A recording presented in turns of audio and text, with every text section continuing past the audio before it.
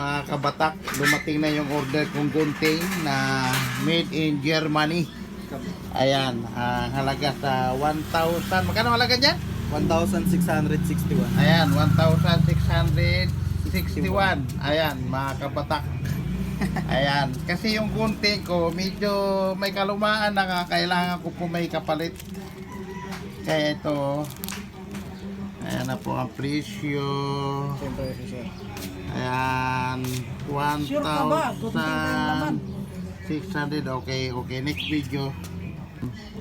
Nakabidyo na, sir. Bubuksan na po ang aking gunting. Made in Germany po ito. Ayan, in-order ko po sa Shopee. Shopee. Ayan. In-order ko po sa Shopee. Ayan, pinapabuksan ko po.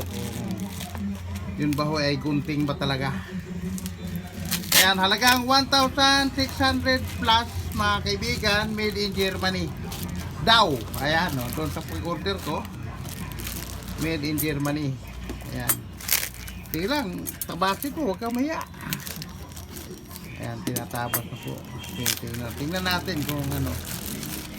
Nakaready na po yung ating pambayad. Ayan. Made in Germany daw ito eh. Ayan. Check. Totoo ba? Check. Alright. Alright. Titingnan natin. Wow, totoo. Parang kaya lang nito ah. Hindi ah. Tingnan mo. Totoo. Walang tatak Hindi. to, ma'am eh. Iba yan. Kasi tanggalin natin. Ayan. Malaki. 10 inches yan. Yan. Parang ang bigat. Bigat, ma'am. Sige, stainless yan.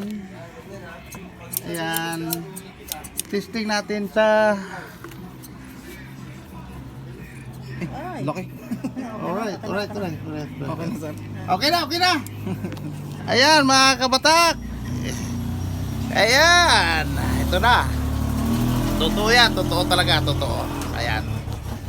Thank you. Pang heavy duty. Ayan. Made in Germany. Ayan, may tatak. Wala pa po akong barya pala. Kulang. Ayan. Thank you, Lord. Magkano ba?